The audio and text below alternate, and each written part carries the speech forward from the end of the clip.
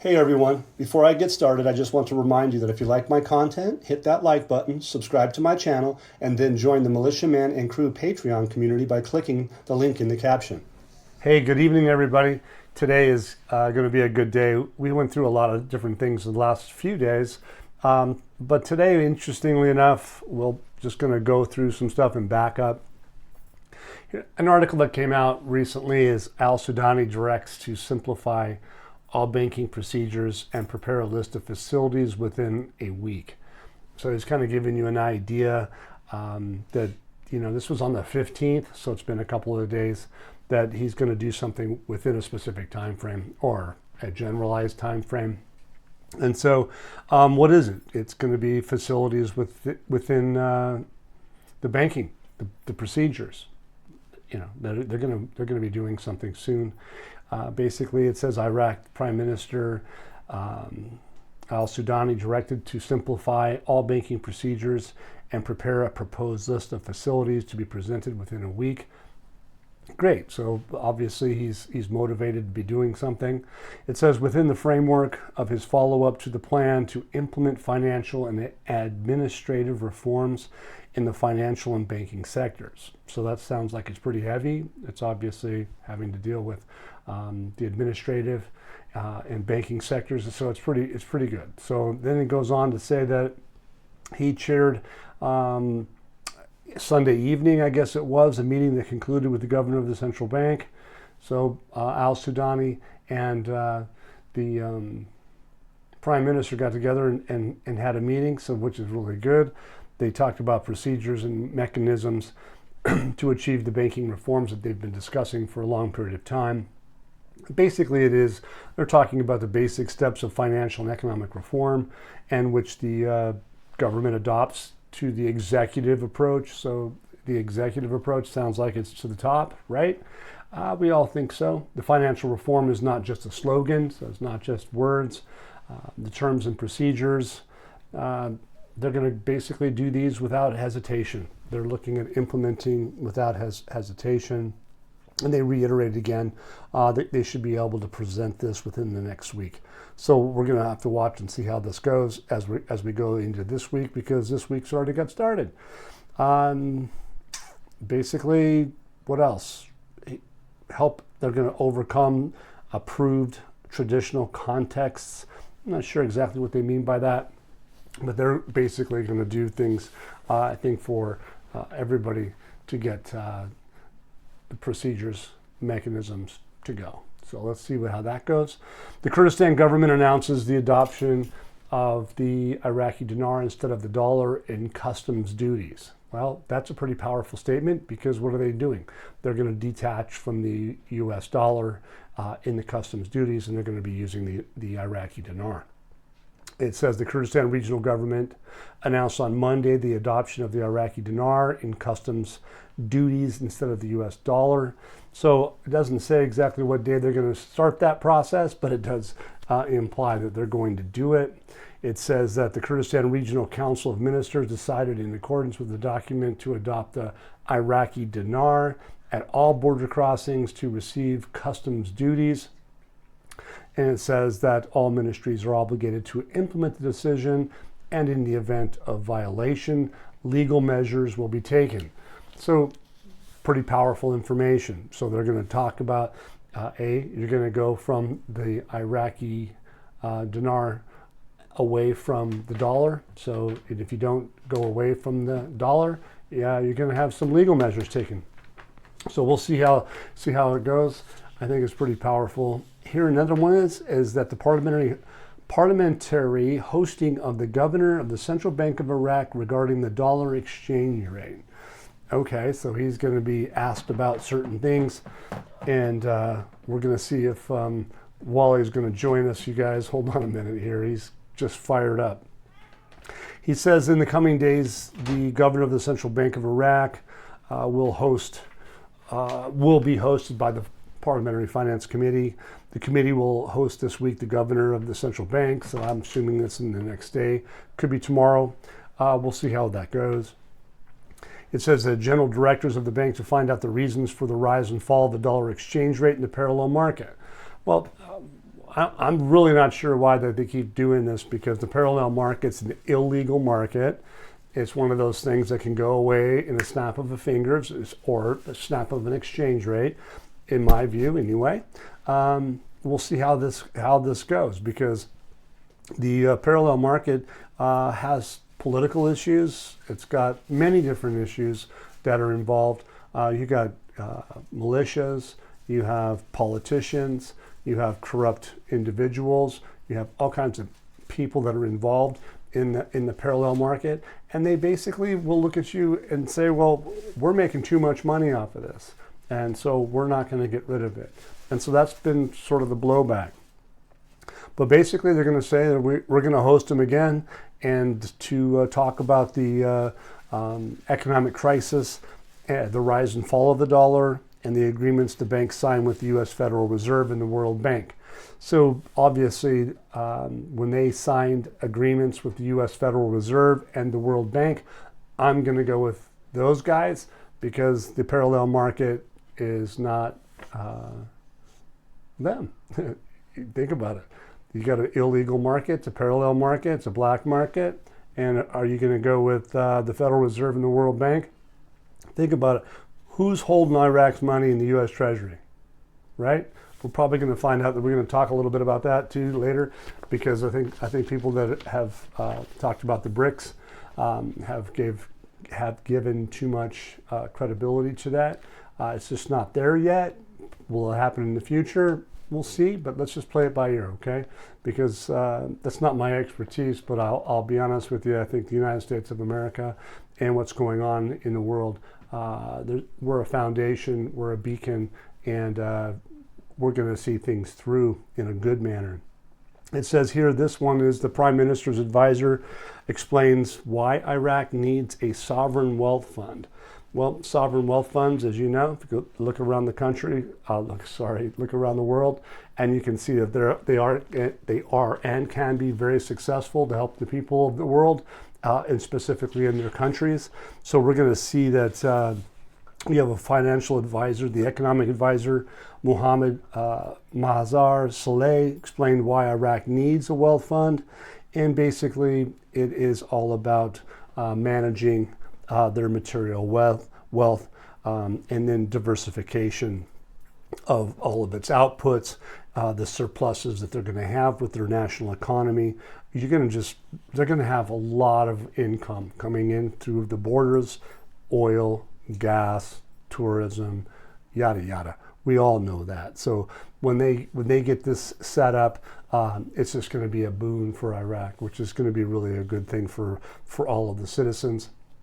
And if they can get their HCL, hydrocarbon law monies coming forward, it's really going to be a big thing.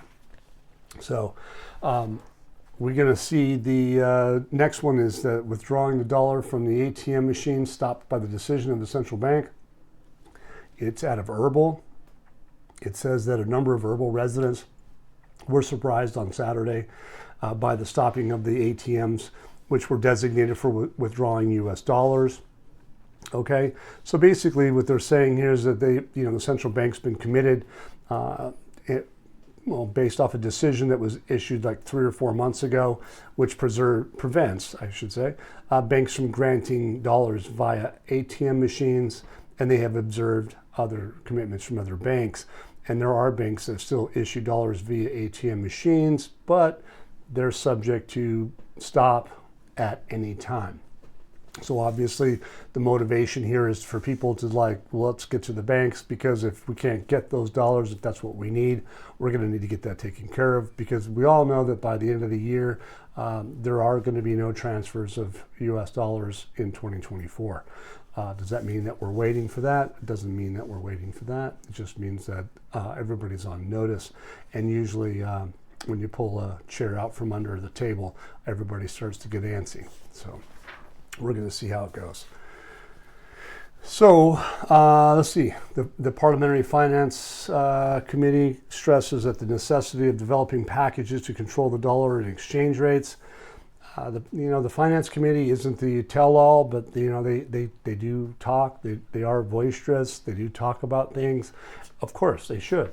right? But the main people in play are the Ministry of Finance, the legal authority, the central bank, are the key components.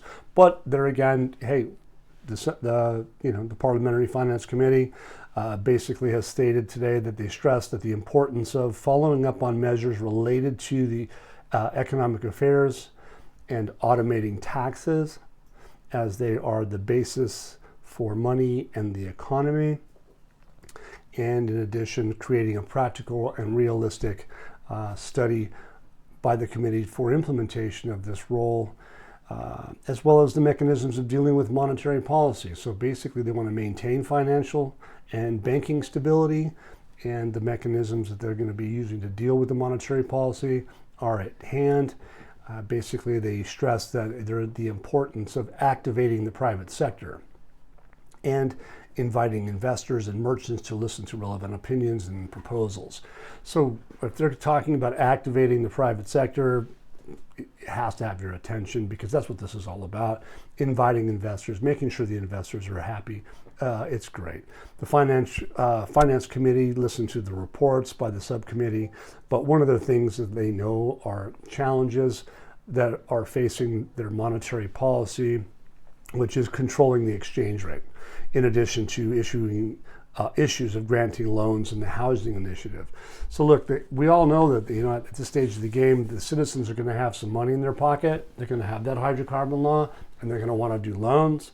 You're going to find that they're obviously significantly increased their percentages of how much income they have in their savings banking side. So in other words, they're enticing the citizens to come in. I think it's with 7.5% interest. I'm not so sure we can get that in the United States, but they're going to be getting it there. So we move on to the next thing, is that al-Nasuri, his article today is stability in the exchange rate is achieved through comprehensive financial and banking reforms. And what does he go on to say? He goes on to say that we clearly and accurately notice that there is an organized lobby working against achieving monetary stability. So he knows, and he's openly calling out those that are out there that are lobbying against this whole thing. And he's stating that there's multiple parties that are linked to speculators and corrupt people. And we have a, quote, special agenda to weaken the national economy and harm it by fabricating news. So they have fake news in Iraq, as well as the United States of America, Europe, and everywhere else in the world. I think that's what they're saying. I didn't say it. They're saying it. Okay. So anyway, it confuses the market and creates panic among citizens, and that's what it's meant for. Propaganda is one of those things that happens to all over the world. So we'll see how this turns out. The bottom line is that these guys are moving forward and doing a good thing. So that's the good thing about it. Government, it says that basically the government lacks some liquidity and its inability to pay salaries and the failure to implement things. Look, these guys will have the money to pay everything, and they just haven't quite flipped the switch yet. But I think that's where they're headed. It says the economic stability, which means achieving stability. So they're going to get the stability, they have to achieve the stability. The financial system and the monetary system, all part of it. It's not the only duty of the central bank alone. So basically, if you think about it, it's rather a fundamental duty and a financial policy that the government's methodology in managing these or this economy by activating sources of national income with oil, supporting and protecting, encouraging local production. So they're not just talking about oil, they're talking about local production, we're talking agriculture. They're also going into activating and dealing in the Iraqi dinar. Once again, they keep mentioning that they're going to deal in the Iraqi dinar, and they're going to do it in all internal monetary trading activities. And again, they go on to say that they're expanding the use of electronic payment methods whenever possible. So all of that right there is probably pretty powerful, a lot to absorb. But here they go on and what is it? Al-Nasuri concludes that a series of negotiations and agreements with the United States Treasury, the U.S. Federal Reserve Bank, and some international correspondent banks. Key word is correspondent banks. We talked about going from a documentary credits system to a direct payment system. And I think you're going to find that when everybody realizes that the international correspondent banks are going to be a key component, because what are they going to do? They're going to help regulate foreign trade. And who are they going to regulate that foreign trade with? You're talking countries like China, India, Europe, the United Arab Emirates, Turkey, etc. It's just not going to be a few countries. Everybody's going to have to adhere to the standards of the international banking transactions. So as we see, this is what's happening. Obviously, everybody's stoking the barrel. They're stoking the barrel that oil's going to go over $100 a barrel. There's calls that's going to go to $150 a barrel. It is what it is. We're going to have to watch and see how it goes. So another article today is fascinating too, is that al-Nasiri calls for supporting and implementing the central bank's measures in financial and banking reform. So again, these guys are in the news openly, just getting after it. It's actually pretty interesting. We already talked about all the countries. It says al-Nasiri concluded his speech by saying the challenges faced by the central bank and the government against the strategy of financial and banking reforms, and what is reported outside the squadron, speculators and corrupt people, their media and analysts will not continue for long. So basically, the guy is coming out and saying, says, look, we all know that they're there. This is one of those things. It's an offhand situation. It's coming to an end. That's what he's getting at. So check that one out. Al-Nasiri calls for supporting and implementing the central bank's measures in financial and banking reform. So that's a good article that's on Patreon. So come over and check that one out.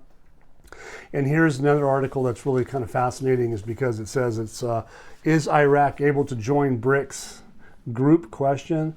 A serious warning of Washington's reactions. So I'm not going to get in deep in this one, but I'll be fair to say that I've been paying attention a little bit, and I've been asked a lot of questions about this, but I'm not going to get in depth, because why? It's all about, you guys do your research. The BRICS, as of the United States of America, has some obstacles. They think that Iraq has some obstacles, and there's things that stand in the way. It says Iraq cannot join the BRICS group because of Washington's control over it, especially since Iraq oil imports are placed in Iraq's account in Washington. So that's a key thing right there, you guys. They got $100 billion in the United States, and it's there for a reason. So look it up, read it, get familiar with it. Okay.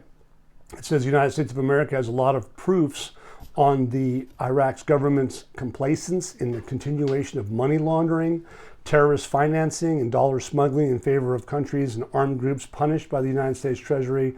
And if Iraq joins the BRICS, Washington will take a package of sanctions significantly and do not rule out the adoption of a law that reduces and punishes on Iraq's entry of the dollar, which causes a major financial collapse, especially that Iraq has a rentier economy that depends on oil, that oil imports are in America. So some of these comments that they're made, of course, they go on to say that, you know, there's going to be other systems going on with Russia, invested agriculture, livestock, transport sector, etc., circumventing the SWIFT system. They talk about that. So I would study it and check it out, because I have a feeling that you got to remember one thing, is that the United States of America does have the world's reserve currency, and it hasn't gone away yet. So we'll have to be patient and see how that works out. Here again, it goes on. It says that His Excellency, the Governor of the Central Bank, Ali Mohsen Al-Alak, received His Excellency, the British Ambassador to Iraq, Mr. Stephen Hitchin. It says today that during the meeting of the governors stressed that the Central Bank of Iraq played a major role over the past years in revitalizing the Iraqi economy through its various initiatives, pointing out that the needs to support the government's directions in diversifying the Iraqi economy, supporting the private sector, and improving the work environment in order to attract local and foreign investments. So I mean, think about it for a minute. These guys are talking about supporting the private sector. Who? United States of America, the UK, South Korea, United Arab Emirates, Saudi Arabia, Jordan. Everybody is doing this. The EU. It isn't just America, but it's everybody collectively. What did they say at the UN? They said that they were going to bring stability. They were going to bring confidence to the world's banking system and to fix the global financial system. Go back into Patreon and you can search for that. You can see that I'm not just making that up. Basically, here it says the mechanism of external transfers and the efforts made to organize them in a manner consistent with requirements of local and international rules. So basically, the ambassador, Stephen Hitchin, has affirmed his country's support for the directions of the Central Bank of Iraq, that they're meeting these requirements, okay, for the central bank. Fascinating, all said and done. Here's the last two things. The envoy of the United Nations, Janine Plashart, it says there is no way for Baghdad in the Kurdistan region but to invest in the private sector. So there's no other way but to invest in the private sector. Fascinating. Why? Well, when? This is today, right? It says there's a positive atmosphere and agreement between Erbil and Baghdad, but this agreement is temporary, and I support the existence of a long-term agreement between the two sides.